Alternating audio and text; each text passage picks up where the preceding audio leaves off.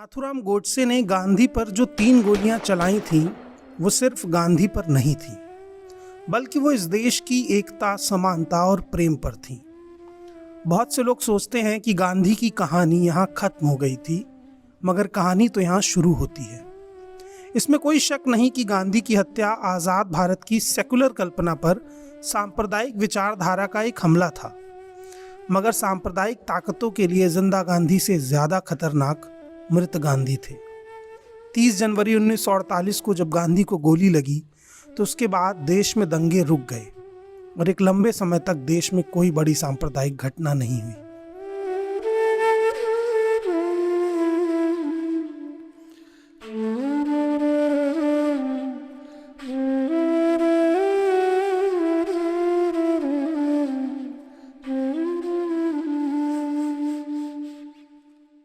गांधी ने मिट्टी में मिलकर भी देश को जोड़ दिया।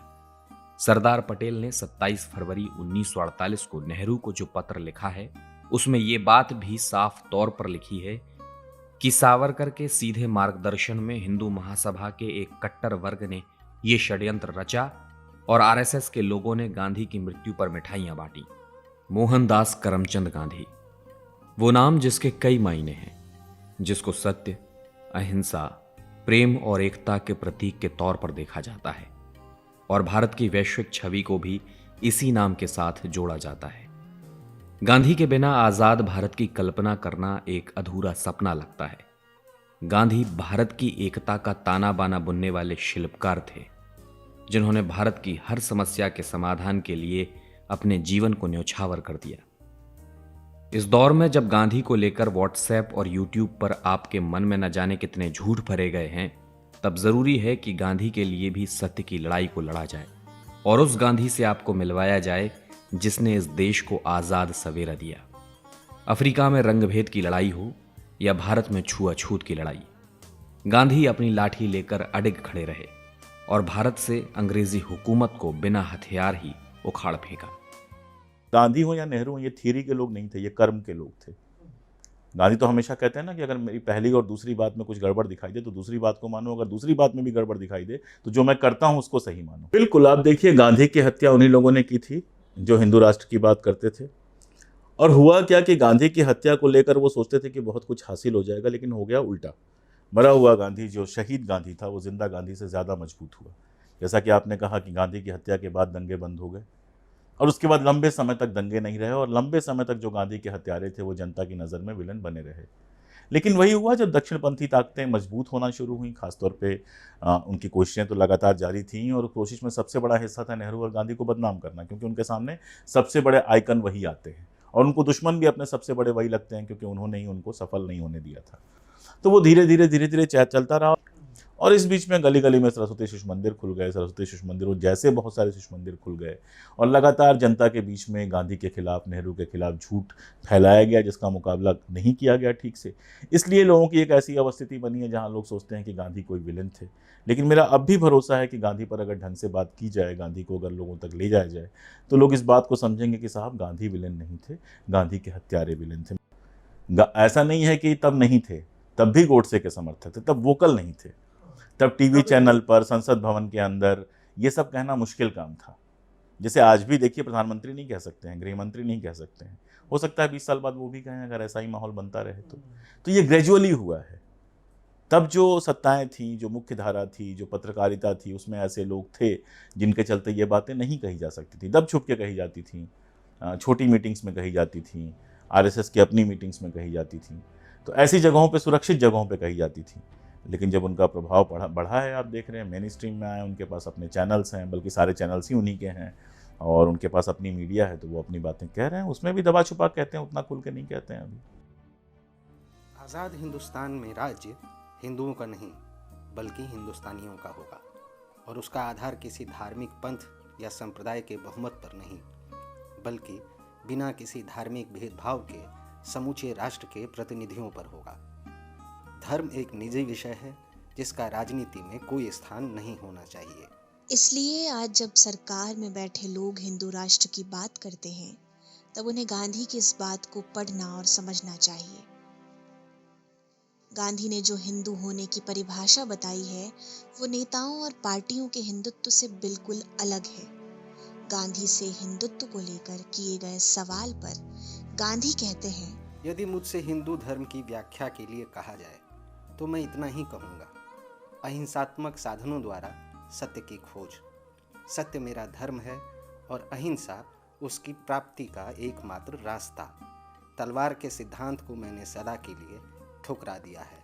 और आज जब गांधी के इस देश में ठीक से बालिग भी नहीं हुए लड़के हाथ में तलवार लेकर राम की जय करते हुए यात्रा निकालते हैं, तब शायद वो राम के सिर्फ उसी स्वरूप को समझ पाते हैं जो उन्हें राजनीति ने दिखाया है, उस स्वरूप को नहीं जो इस देश की आत्मा में है, जिसे गांधी समझते थे। महात्मा गांधी स्वयं एक धार्मिक व्यक्ति थे जो स्वयं को सनातनी हिंदू कहते थे। जनेऊ धारण करते थे, प्रार्थना सभाएं करते थे, रघुपति राघव राजा राम की आरती गाते थे, हिंदू रीति रिवाज और मान्यताओं में विश्वास रखते थे, ईश्वर में विश्वास करते थे, हिंदू ग्रंथों का आदर करते थे। लेकिन महात्मा गांधी सांप्रदायिक नहीं थे, सभी धर्मों का और उनके मानने वालों का आदर करते थे। धर्मनिरपेक्ष राज्य के पक्के समर्थक थे। धर्म को व्यक्ति का निजी मामला मानते थे। उन्होंने धर्म के आधार पर राष्ट्र बनाने का विरोध किया था। गांधी पर आरोप है कि उन्होंने भारत का विभाजन कराया। आरोप है कि उन्होंने भगत सिंह को नहीं बचाया और आरोप है कि वो मुस्लिमों से ज्यादा प्रेम करते थे। ये वही आरोप हैं जो नेहरू पर भी लगाए जाते हैं। नेहरू जब गांधी से इन आरोपों की चर्चा करते हैं, तब गांधी जो कहते हैं वो ही इस देश की आत्मा का सार है। मैं हिंदुओं को जितना प्रेम करता हूँ उतना ही मुसलमानों को भी करता हूँ। मेरे हृदय में जो भाव हिंदुओं के लिए उठते हैं वही मुसलमानों के लिए भी उठते हैं। यदि मैं अपना हृदय चीर कर दिखा सकता तो आप पाते कि उसमें कोई अलग अलग खाने नहीं हैं। मेरी लालसा है कि यदि आवश्यक हो तो मैं अपने रक्त से हिंदू और मुसलमानों के बीच संबंधों को दृढ़ कर सकूं। सांप्रदायिकता अपने को संस्कृति के रक्षक के तौर पर प्रस्तुत करती है, जबकि वास्तव में वह संस्कृति को नष्ट कर रही होती है। गांधी की इस बात का सार ये था कि गांधी रहे या ना रहे, मगर ये देश और इसकी एकता रहनी चाहिए, क्योंकि इसका महत्व गांधी के जीवन से कहीं अधिक है। एक लंगोटी, एक लाठी और एक पुराने चश्मे से नए भारत का भविष्य देखने वाले गांधी के पास जमा पूंजी के नाम पर खाली कुछ किताबें और उनका चरखा था। वर्तमान दौर में आपको चुनावी माहौल में अक्सर राम राज्य की कल्पना कराई जाती है और हम अपने अपने हिस्से का राम राज्य तलाशने लग जाते हैं। मगर जब तक भुखमरी है, बेरोजगारी है, जुर्म है और हिंसा है, हम राम राज्य तो दूर राम को भी सही से नहीं समझ पाएंगे। यह सन 1929 की बात है। गांधी जी भोपाल गए।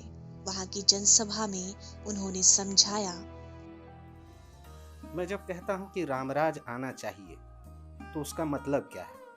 रामराज का मतलब हिंदू राज नहीं है। रामराज से मेरा मतलब है ईश्वर का राज। मेरे लिए तो सत्य और सत्य कार्य ही ईश्वर हैं।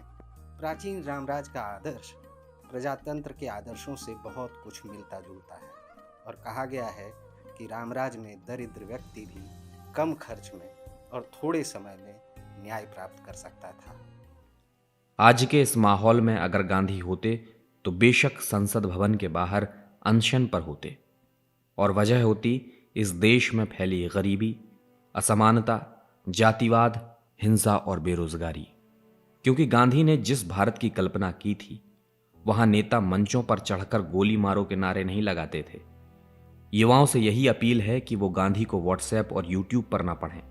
गांधी किताबों में हैं, उन्हें वहीं पढ़ें और गांधी की मूर्ति पर फूल चढ़ाकर आप गांधी के प्रति अपनी जिम्मेदारियों से मुक्त नहीं हो पाएंगे।